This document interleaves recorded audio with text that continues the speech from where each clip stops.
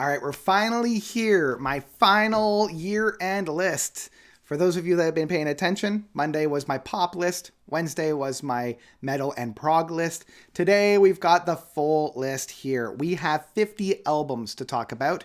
There are some tracks and albums that are on here that weren't on either of those lists. There are some albums that were on those lists that aren't on this list.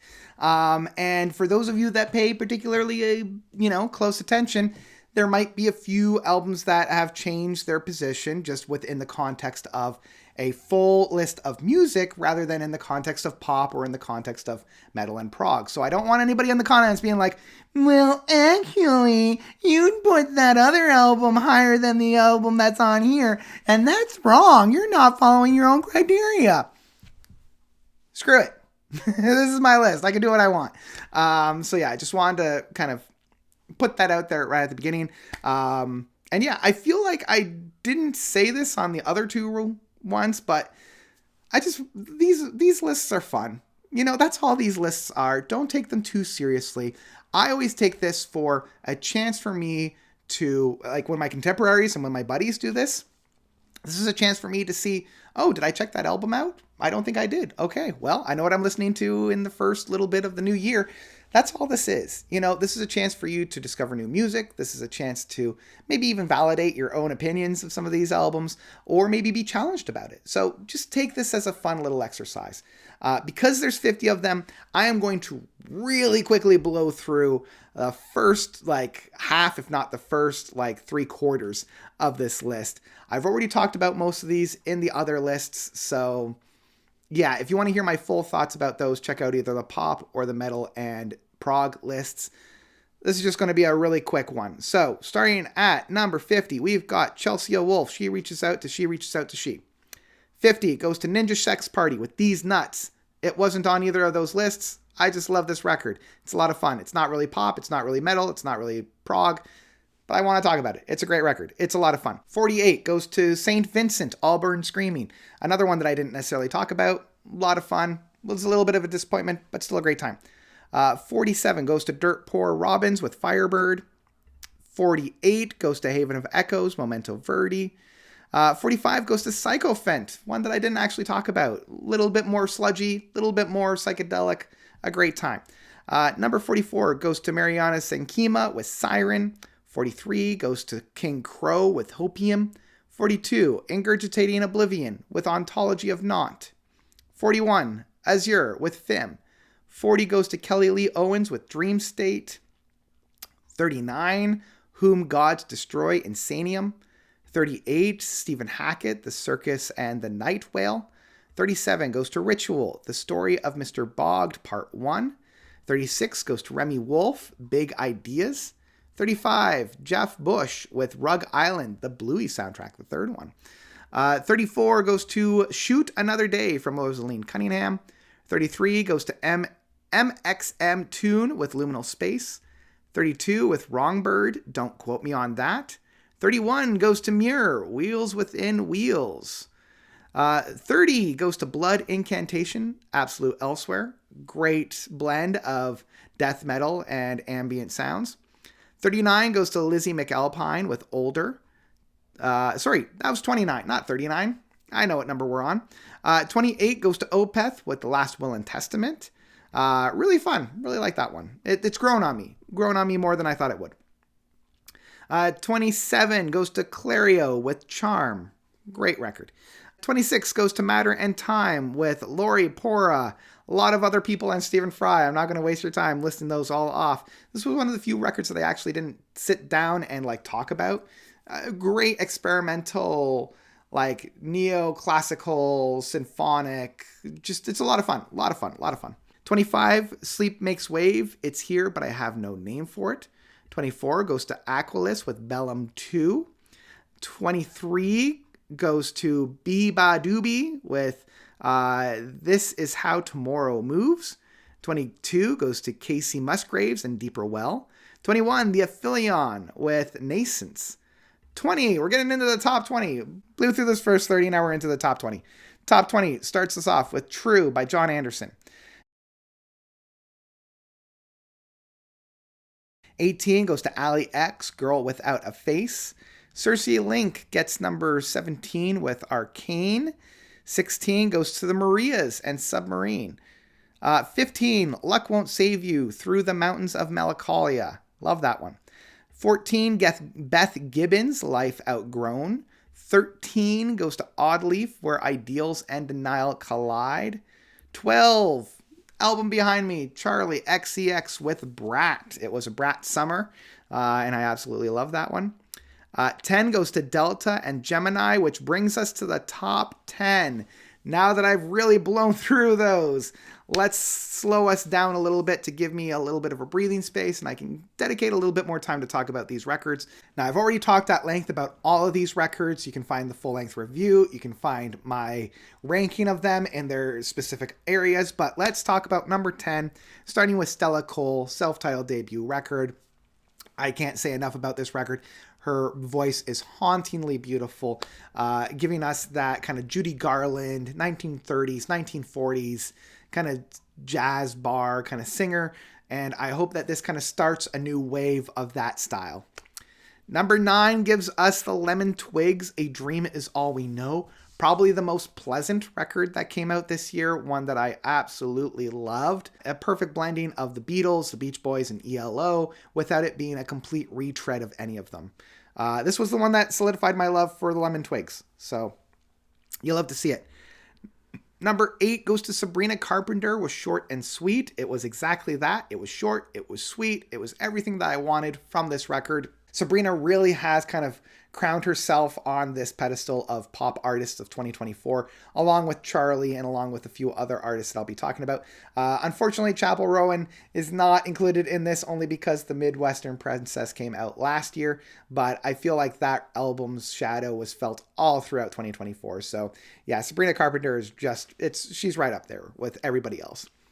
Number 7 goes to Dua Lipa with Radical Optimism.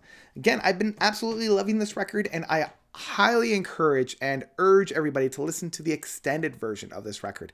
That is where this album shines. You gotta listen to the extended version. It just breathes new life into all of these really fantastic grooves of pop music.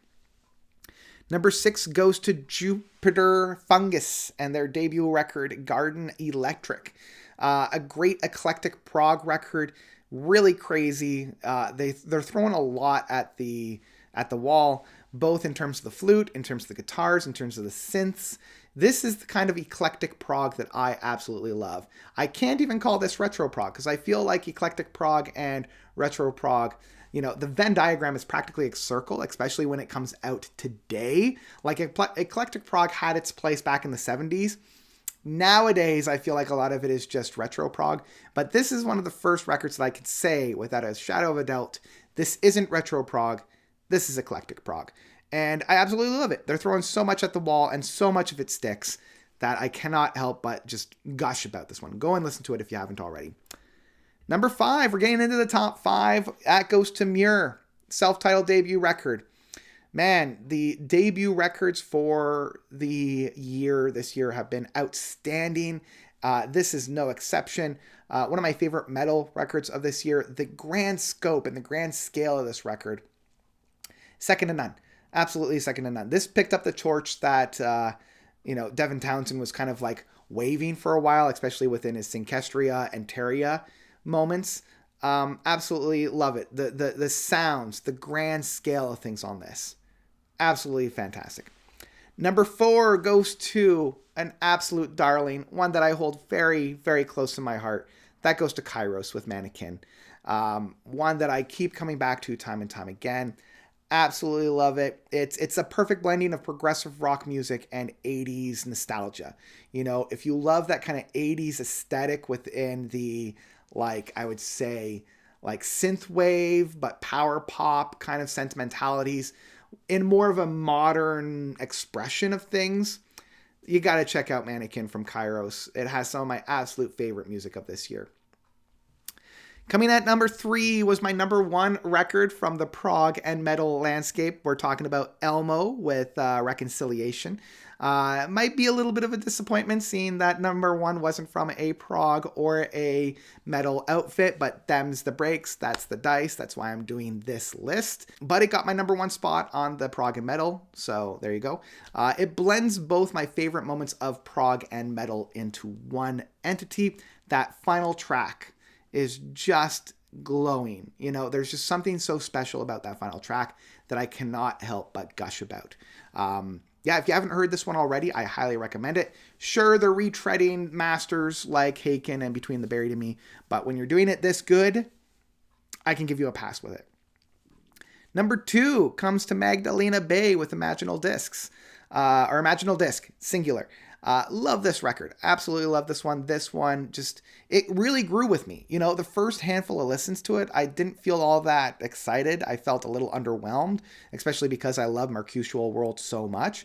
But the more I listened to it, the more it gave back to me and the more I ended up loving it. Like, there were moments on this record that just kept begging me to listen to, that I kept coming back to, and it made me appreciate the rest of the album. From start to finish, this is a stellar record.